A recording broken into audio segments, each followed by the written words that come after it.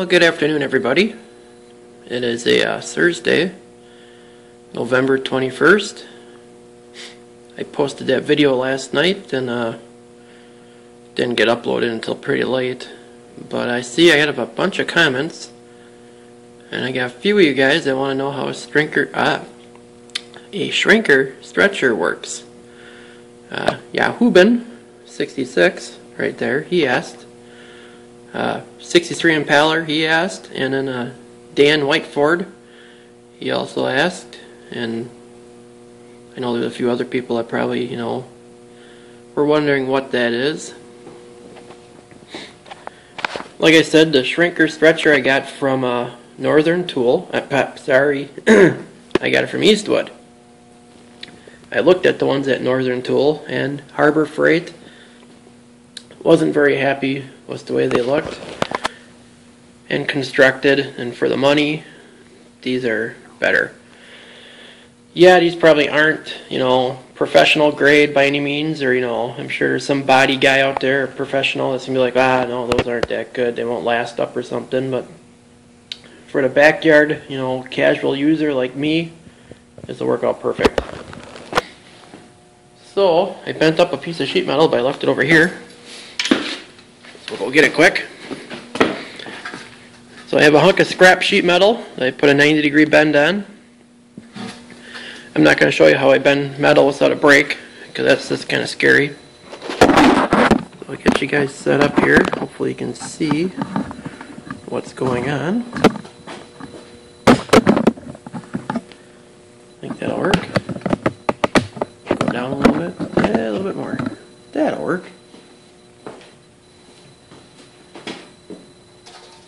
So this one here is the shrinker.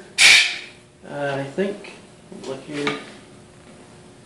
Nope, this is the stretcher. The yellow one is the stretcher. This one's the shrinker.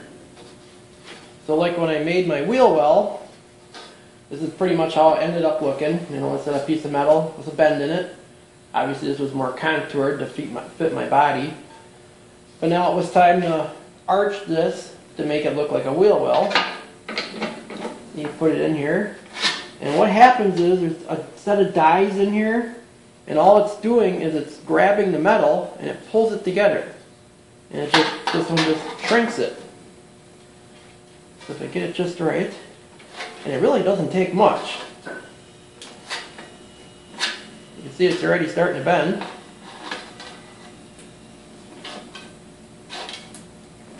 And depending how much of a radius you need, it'll just bend it.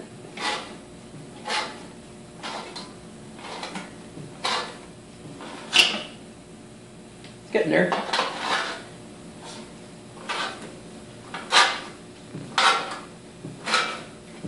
And you're probably thinking, well, what else can you use this for? Well, let's say you're doing a wheel well, and they don't make that wheel well or whatever, or like a little patch panel. So you need to make that arc, the wheel well, so you can bend this and then match your arc. Cut that rusty piece out and put that in there. So okay, we'll use the stretcher, and it's the same thing, as a shrinker, but the dies, instead of grabbing the metal and forcing it in, that one grabs the metal and forces it out. So right now this is what our piece looks like. We made this shrunk down. We got the bend. Go the other way. I know someone's going to make a comment, why am I not wearing gloves? Let's just say my hands are pretty much like leather because they're getting used every day, so I'm not too worried. That won't be the first time I've cut myself, trust me.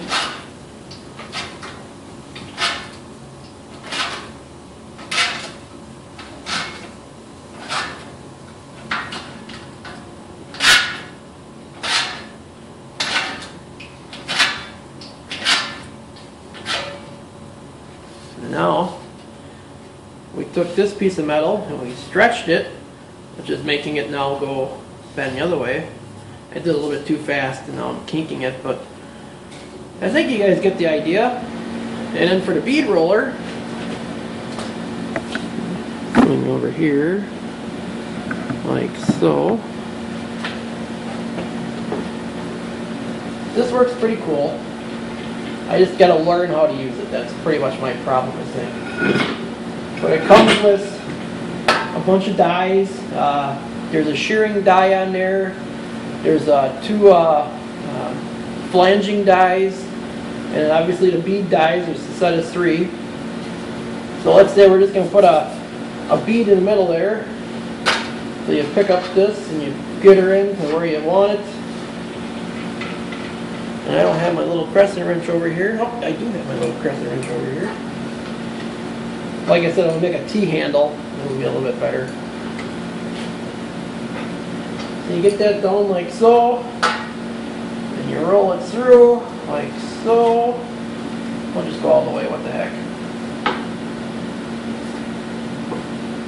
It will stop right there.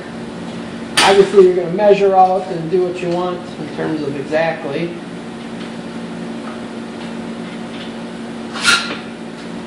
I don't know if that's going to show up or not, but now we got a bead. So now it's, you know, super rigid that way. But it's kind of a neat little tool. You can do zigzag. I got the biggest die in there right now. It'll make a skinnier one.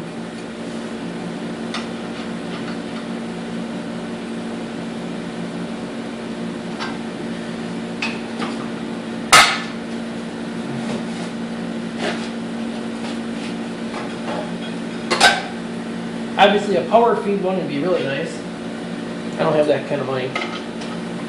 Maybe down the road I'll put an electric motor on it with some foot control and gear it down and all that, but for right now I'll just have to hand crank it.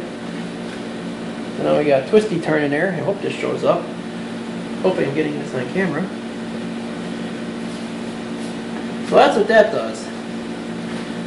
So this taking a piece of sheet metal, we now made it into something. I mean, it's really solid considering it's just, you know, sheet metal. So that's how it works. Hope that answered some questions. Hope you guys learned a little. And that's it. Later.